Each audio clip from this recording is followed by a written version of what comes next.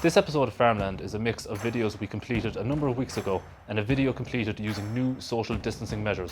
We will continue to bring you news using safe distancing practices. Here's what's coming up. We look at how to improve hygiene practices in the lambing shed. Pat Mc Cormack of the ICMSA on the need for a single authority for river management.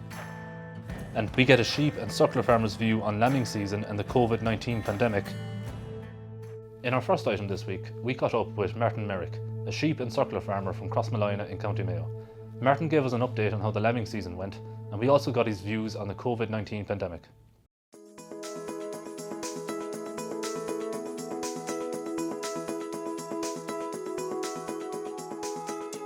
So before we get started, we'd just like to state that our FarmLand team, sound technicians and crew are respecting all social distancing and hygiene guidelines. There's no close contact with any of our guests on the show. Now moving on, we're here today on the farm of Martin Merrick here in Crossmolina, County Mayo.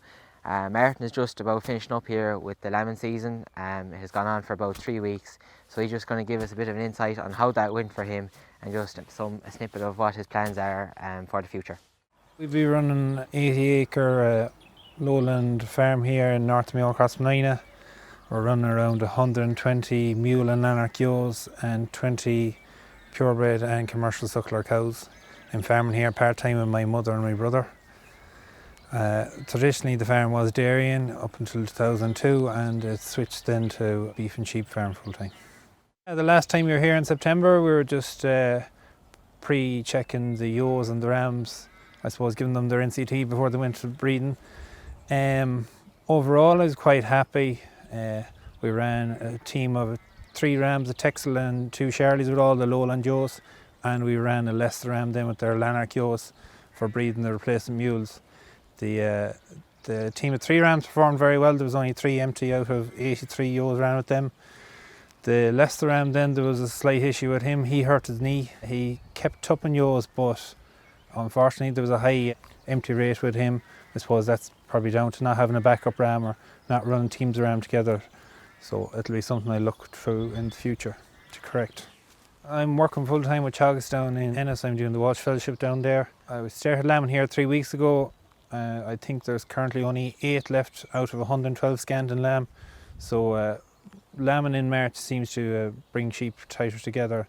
It's one of the reasons we switched from earlier lambing to the March lambing. Happy so far with how things have went. Like I said, we had 112 scanned in lamb. They scanned 1.9 lambs. We've run a 10% mortality with the lambs, 3% with the ewes, and we're looking hopefully to wean 1.7 lambs. We scanned in mid-December there. We scanned 15 triplets. We had closer to 22, I'd say. We had about 35 singles and 60 odd doubles then. Did a lot of cross-fostering with the singles. That's, I suppose, one of the benefits of having the ewes scanned. We probably cross-fostered 12 or 13 of the triplets on. There's very few ewes, rare and triplets there at the minute. Overall, they went very well for us. I suppose one issue I would have had was the Texel ram being used on some hoggets. It wouldn't be a thing I'd use in the future again. On mature ewes, there's absolutely no problem with them, but probably run a Shirley ram separately with hoggets for their first time. Couple of issues with mismothering and I suppose we lost a couple of lambs, ewes lying on them. We lost 3 lambs to scour, a couple of other small issues, but nothing major. Look at 10% mortality, we're quite happy with it. Weather has been a major issue. I was actually quite happy with the way the ewes scanned because of the wet weather conditions. I didn't think they would scan as well. The main issue is caused now, I suppose, is grass at the minute. Now we're going to be running tight on grass because no urea went out in February. I would have ideally liked to have been hitting some paddocks around the house and around the yard here with shelter. I would have liked to hit them with a half bag of urea just to boost on, but it just means we're going to have to feed concentrates out on grass a bit longer than normal. Weather-wise, with ewes lambing, you know, we had to keep in the doubles as long as we could. There was a day there we had 50 doubles in, you know. We couldn't really turn them out. Singles went out to the shelter paddock here behind me. They were quite happy. I used some polythene jackets on some of those and they seem to have worked well as well. So we've only lost 1 lamb after post turnout, so we're quite happy with it. We're supplementing that grass now at the minute. We're going with the AWN is 19% protein with the Cellplex in it.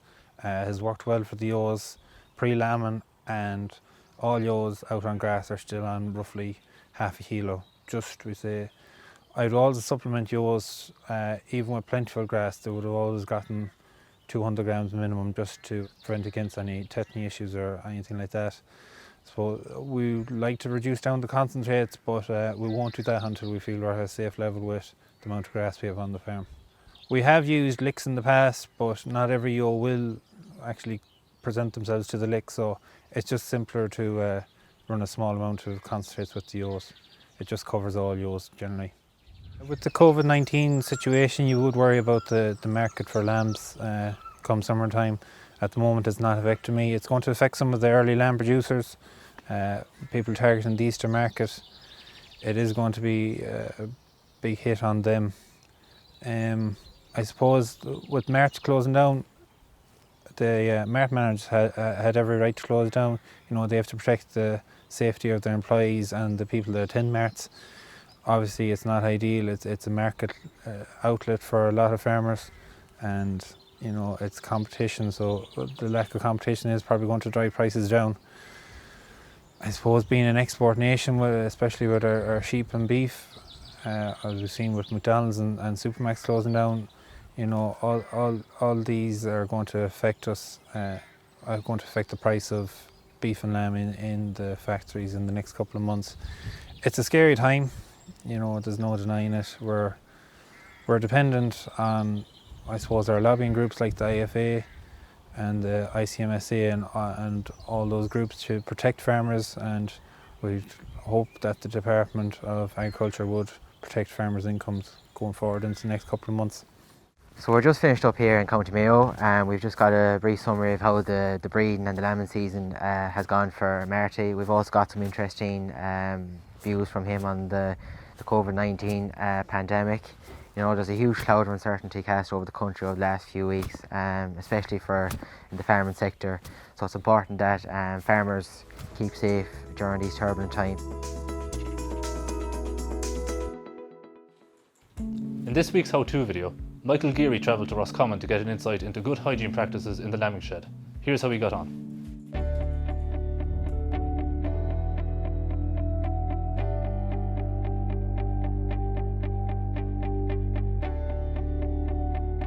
Today we're on the farm of Michael Farrell here in County Roscommon, where we're going to show you how to carry out good hygiene practices in the lambing shed. Good hygiene practice to carry out on a sheep farm is to sterilise and wash your lambing equipment. So on a typical sheep farm, you're going to be using, whether it be a bottle feeder such as this, you know, a syringe, or even a tube feeder. You know, these are going to be used on a regular basis every day, so it's important that between each use that they're washed in hot water with some washing up liquid or disinfectant and cleaned thoroughly. You know, like for a syringe, for example, just to suck up the water and spray it out a couple of times to make sure that you're getting any bit of dirt or any sort of bugs that are inside that tube out, and that it's not spreading from that lamb you're treating onto the next lamb, maybe that you'll be treating in a short while later. You do that on a regular basis. So like for example, if you're tube feeding a newborn lamb that wasn't able to suckle its mother, you know, you're going to obviously tube feed them colostrum. So it's important that between each use that the tube is cleaned thoroughly to just limit the risk of spread of infection from one lamb to the next. It may seem like a simple thing, and it could, you know, save a number of lambs on your farm, and it could just reduce the risk of diseases spreading in the lambing shed.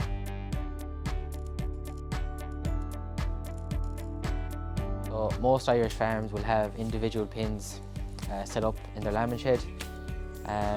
So basically, to carry out good hygiene practices, each individual pin, before you and your lambs ever go into it, should be clean first.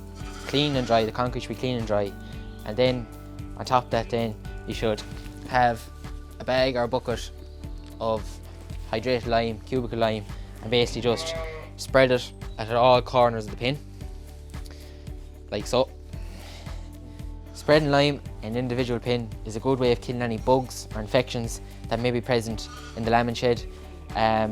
This limen will prevent any infections that could possibly transmit into the newborn lamb. Animal health issues such as navel and joint ill are common issues in the lambing shed, and if lambs are introduced to a dirty environment, these will be problems for farmers. So it's important that you make sure that the pin itself, before anything is put on it, is dry and clean. Then add a layer of lime across all 4 corners of the pin, and then on top of that add a layer of straw, of clean fresh straw. Straw and lime will act as a barrier against any infections that are present in the lambing shed. So after you apply your lime, you get some fresh straw and you spread it a good layer all over the pin. It's important to cover every inch of it. This straw will provide a good layer of protection to the newborn lamb from any possible infections or any bugs that may be present.